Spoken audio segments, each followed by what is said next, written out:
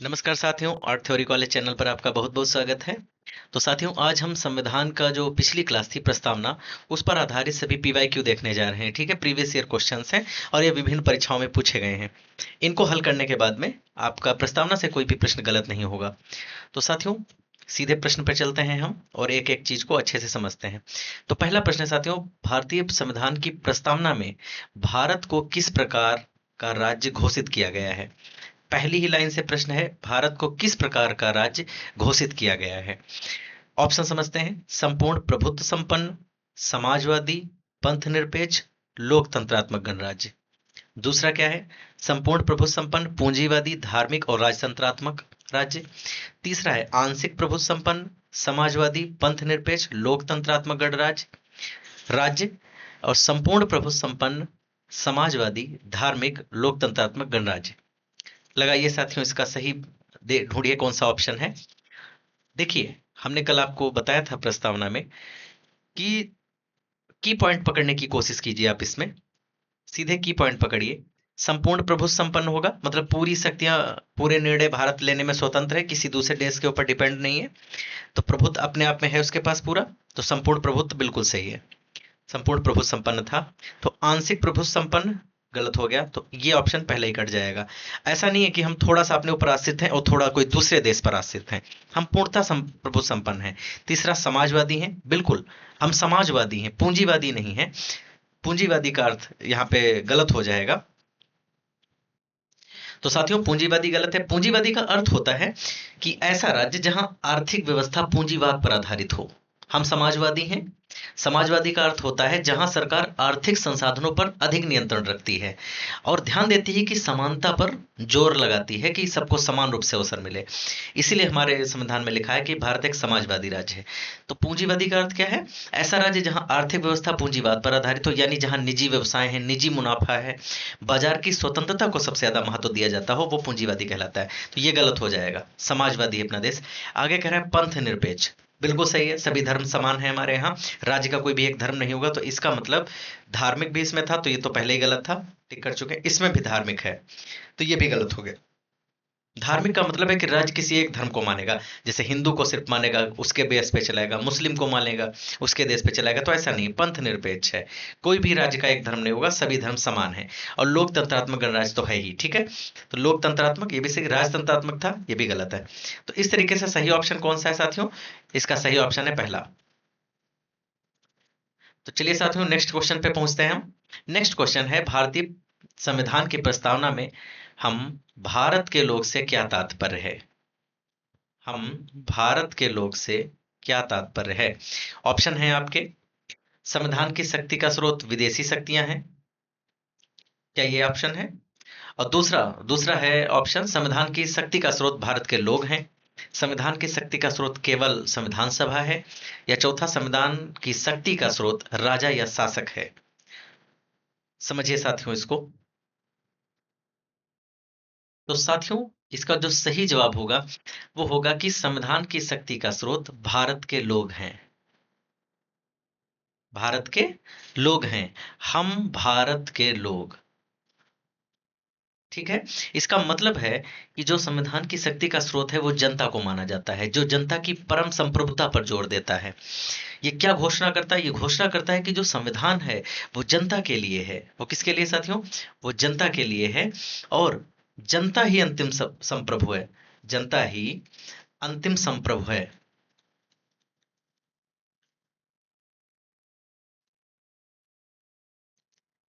ठीक है।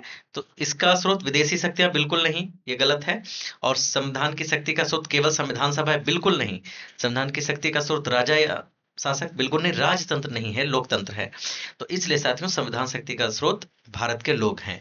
तो ऑप्शन नंबर बी इसका करेक्ट हो जाएगा। ठीक है।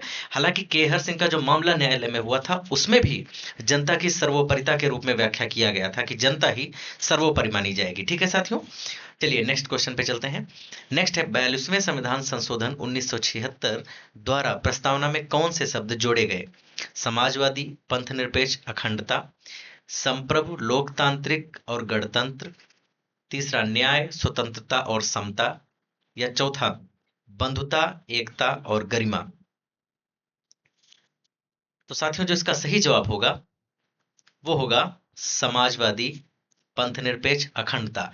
हमने जब पिछली क्लास में पूरी प्रस्तावना समझाई थी तब बताया था साथियों कि समाजवादी, पंथ निरपेक्ष और अखंडता ये तीनों शब्द 42वें संविधान संशोधन में जोड़ा गया था। ठीक है, 42वें संविधान संशोधन 1976 में इनको जोड़ा गया था, इसमें जोड़ा गया था साथियों। ठीक है, लेकिन ये लागू कब से हुए थे? ये जो तीनों शब्द हैं ये 3 जनवरी 1977 से प्रभावी हुए थे, प्रभावी हुए थे। ठीक है, ये जोड़ दिए गए थे 1976 में ही, लेकिन 3 जनवरी 1977 से ये प्रभावी हुए। इससे पहले मूल प्रस्तावना में ये शब्द नहीं थे। ठीक है, यह संशोधन इंदिरा गांधी सरकार के द्वारा किया गया था। ये किस सरकार में किया गया साथियों? इंदिरा गांधी सरकार में किया गया। ठीक है, इंदिरा गांधी सरकार में इसका किया गया, और जो संविधान की मूल संरचना को प्रभावित करता है। लेकिन केशवानंद भारती का जब केस हुआ उसके बाद इसको वैध माना गया। ठीक है साथियों, तो चलिए साथियों नेक्स्ट प्रश्न पे चलते हैं। आपको इसमें इतना ही ध्यान रखना है कि 42वें संविधान संशोधन 1976 के द्वारा प्रस्तावना में समाजवादी, पंथ निरपेक्ष, अखंडता ये 3 शब्द जोड़े गए। ठीक है, तो चलिए साथियों नेक्स्ट प्रश्न पे चलते हैं। प्रस्तावना में संप्रभु शब्द का क्या अर्थ है? संप्रभु शब्द का क्या अर्थ है? Very most important. तो देखिए साथियों, राज्य की सर्वोपरि राजनीतिक शक्ति जो किसी बाहरी शक्ति को स्वीकार नहीं करती, राज्य की आर्थिक निर्भरता पर जोर, राज्य की धार्मिक एकता या राज्य की सैन्य शक्ति। देखिए कोई भी नेगेटिव इसमें नहीं है, जो चारों ऑप्शन है वो नेगेटिव नहीं है, पॉजिटिव सेंस में दिए गए हैं। लेकिन इस शब्द का आपको एग्जैक्ट अर्थ ढूंढना है। कई बार ऐसा होता है कि इन्हीं ऑप्शन में ही 2 या 3 नेगेटिव मिल जाते हैं हमको पॉइंट, जिनको आप आराम से एलिमिनेट कर सकते हो। इसमें सभी पॉजिटिव हैं और सभी कुछ ना कुछ किसी ना किसी चीज को प्रस्तावना में इंगित करते हैं। तो साथियों इसमें आपको एग्जैक्ट आना चाहिए इसका अर्थ। तो संप्रभु का जो अर्थ है, इसका सही उत्तर क्या है साथियों? इसका सही उत्तर है का। जो राज्य की सर्वोपरि शक्ति है, राजनीतिक शक्ति है, वो किसी बाहरी शक्ति को स्वीकार नहीं करती है। ऑप्शन में गौर कीजिएगा, कहीं पे नहीं हटा के दे सकता है कि स्वीकार करती है। संप्रभु का मतलब है कि हम किसी बाहरी शक्ति की को संप्रभु नहीं मानते हैं, हम खुद अपनी स्वतंत्र सत्ता है। जो भारत है इसकी अपनी, भारत की अपनी स्वतंत्र सत्ता है, स्वतंत्र सत्ता है। ठीक है साथियों, तो भारत की अपनी स्वतंत्र सत्ता है, किसी दूसरे पर ये निर्भर नहीं है। विधायिका को कानून बनाने की शक्ति है, जो कुछ सीमाओं के अधीन है हालांकि। यह भारत को स्वतंत्र राष्ट्र के रूप में स्थापित करता है साथियों। जो ये संप्रभु है शब्द, ये भारत को एक स्वतंत्र राष्ट्र के रूप में स्थापित करता है, जहां निर्णय लेने की शक्ति लोगों के पास है। ठीक है, तो इतना आपको ध्यान रखना है कि संप्रभु का मतलब है किसी दूसरे देश पर डिपेंड नहीं है। चलिए नेक्स्ट प्रश्न पे चलते हैं साथियों।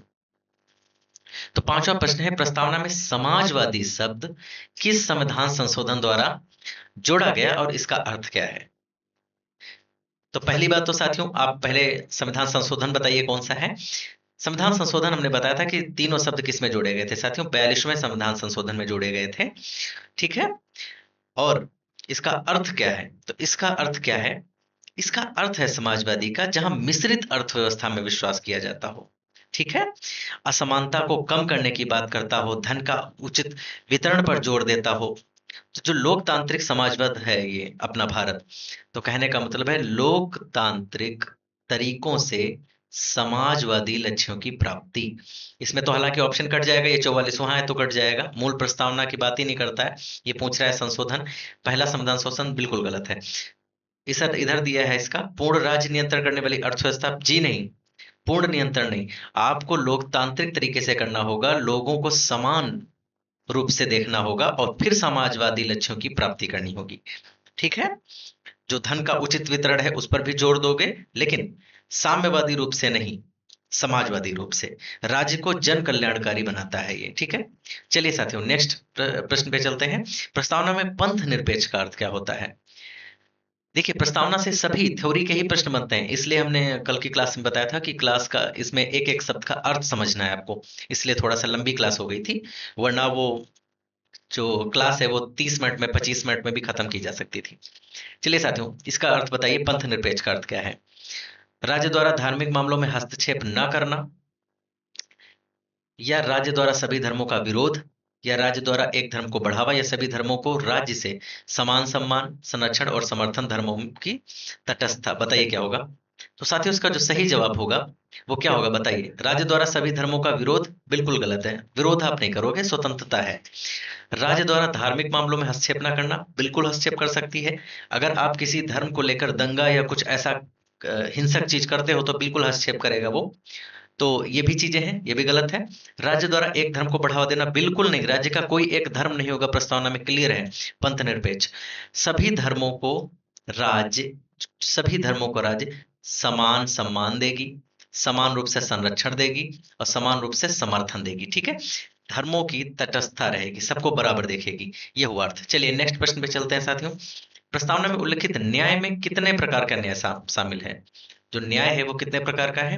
3 प्रकार का हम लोगों ने कल पढ़ा था। कौन कौन सा न्याय। सामाजिक, आर्थिक और राजनीतिक, या केवल सामाजिक आर्थिक। न्याय 3 प्रकार का था साथियों, कल हमने पढ़ा था। तो केवल जहां पे लिखा है केवल राजनीतिक और धार्मिक तो गलत हो गया। केवल सामाजिक और आर्थिक जी नहीं, सामाजिक, आर्थिक और सैन्य, सैन्य की कोई बात नहीं की गई थी तो ये भी गलत है। सामाजिक, आर्थिक और राजनीतिक 3 प्रकार के न्याय क्या बात करता है। ठीक है, तो ये रहा इसका अर्थ। कहने का मतलब सभी नागरिकों के साथ समान व्यवहार सुनिश्चित करेगा और उद्देश्यों का आधार भी समान रहेगा। ठीक है, असमानताओं को दूर करता है, सामाजिक रूप से भी, आर्थिक रूप से भी और राजनीतिक रूप से भी। ठीक है, सभी इलेक्शन में खड़े हो सकते हैं, सभी को वोट का अधिकार है, समान रूप से इसमें अवसर मिलेंगे, समाज में भी सभी प्रकार का समान रूप से सम्मान मिलेगा। नेक्स्ट प्रश्न पे चलते हैं साथियों। नेक्स्ट प्रश्न है, केशवानंद भारती बनाम केरल राज्य 1973 के मामले में प्रस्तावना के बारे में क्या निर्णय दिया गया। ये केस मैंने आपको कल समझाया था, केशवानंद भारती वाला। इसमें क्या कहा गया, इसे संविधान का भाग माना गया, इसे संविधान का भाग नहीं माना गया, इसे केवल सजावटी माना गया, इसे पूरी तरह अस्वीकार किया गया। बताइए साथियों, तो इसका सही जवाब क्या होगा। इसका सही जवाब होगा जी हाँ, इसको संविधान का भाग माना गया। ठीक है, इसको माना गया, संविधान का भाग नहीं माना गया, ये गलत हो जाएगा। सजावटी नहीं माना, इसका कोई बात नहीं किया गया। पूरी तरह स्वीकार नहीं, स्वीकार किया गया था पूरी तरीके से। तो सही जवाब इसका हो जाएगा, इसे संविधान का भाग माना गया साथियों। ठीक है, ये जो था ये किसके विरोध में था। एक केस हुआ था बेरूबारी, मैंने बताया था आपको, बेरूबारी एक केस था 1960 वाला, इसके विपरीत आया था। ठीक है, इसके विपरीत था ये वाला। ठीक है, केशवानंद भारती वाला, इसको बदल दिया था। इसमें भाग नहीं माना गया था, जो बेरूबारी केस था इसमें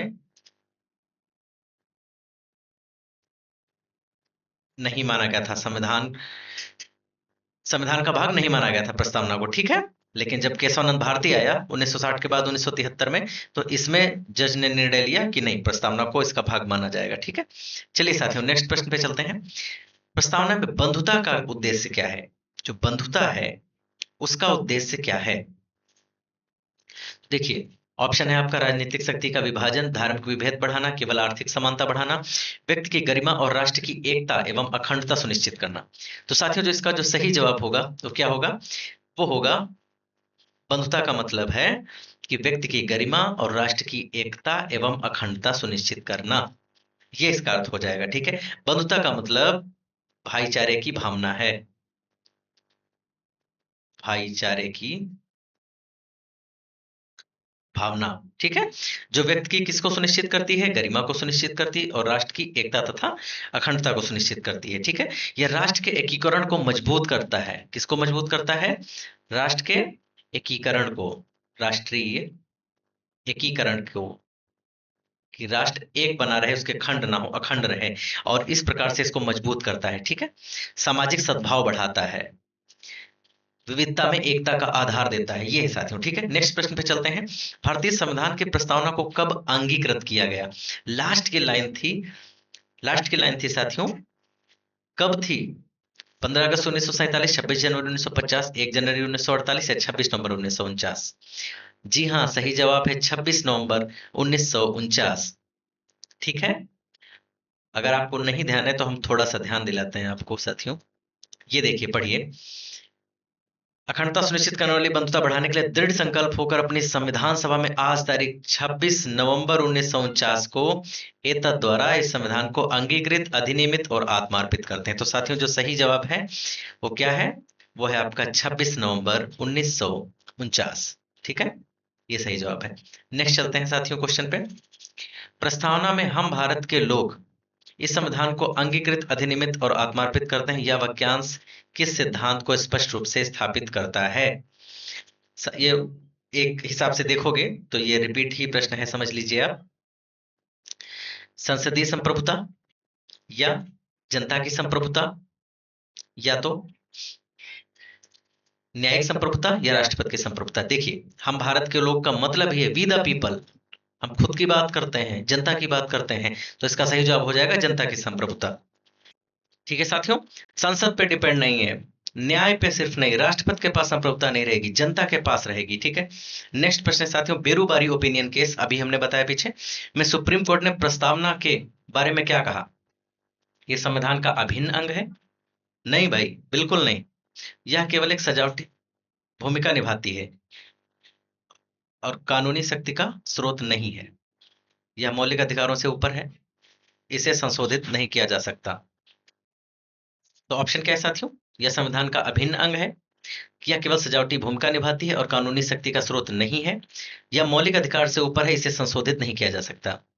अभिन्न अंग है मतलब संविधान का ये अलग ना होने वाला एक अंग है? जी नहीं, ये बिल्कुल गलत है। इसको नहीं माना, ये तो केशवानंद भारती में कहा कि ये संविधान का अंग है, ये तो माना ही नहीं। इसने कहा कि ये उसका अंग नहीं है, हमारे जो संविधान का अंग नहीं है प्रस्तावना, यह केवल एक सजावटी भूमिका निभाती है और कानूनी शक्ति का स्रोत नहीं है। हाँ, ये बात है सही। ये मौलिक अधिकारों से ऊपर है? जी नहीं, ये तो नहीं कहा। इसे संशोधित नहीं किया जा सकता, ये भी बात नहीं है। सही बात क्या है? बेरूबारी जो यूनियन केस हुआ था, एक Berubari union case, opinion case कह सकते हो, ये जो हुआ, इसमें सुप्रीम कोर्ट ने कहा कि जो प्रस्तावना है वो संविधान का भाग नहीं है और उससे कोई कानूनी अधिकार या दायित्व उत्पन्न नहीं होता। हालांकि ये मत बाद में केशवानंद भारती केस जब आया तो केशवानंद में बदल दिया गया था। ठीक है, केशवानंद केस में बदल दिया गया था। तो इसमें है सजावटी भूमिका जब शब्द दिखे तो बेरूबारी। ठीक है, बेरूबारी कब हुआ? 1960। चलिए नेक्स्ट प्रश्न पे चलते हैं।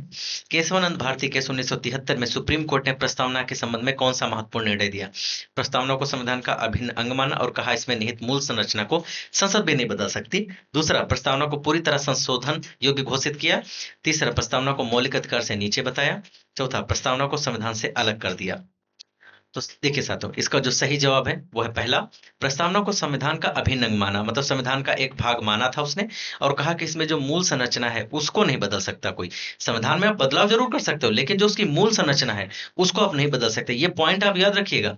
अगर केवल ऑप्शन दे कि केशवानंद भारती में क्या ये बात किया गया कि संविधान के में संशोधन नहीं कर सकते? जी नहीं, संशोधन कर सकते हो, ये पावर है, लेकिन उसकी जो मूल संरचना है, जो मूल है, वो नहीं बदलना चाहिए। ठीक है, वो नहीं बदलना चाहिए, आप मूल में परिवर्तन नहीं कर सकते, ये बात कहा था। ठीक है, बाकी ये बातों को उसमें सम्मिलित नहीं किया गया था, इसलिए ये सारे ऑप्शन गलत हैं। नेक्स्ट पे चलते हैं साथियों। नेक्स्ट है, प्रस्तावना में लोकतंत्रात्मक गणराज्य की बात करता है। डेमोक्रेटिक सबसे क्या अर्थ है?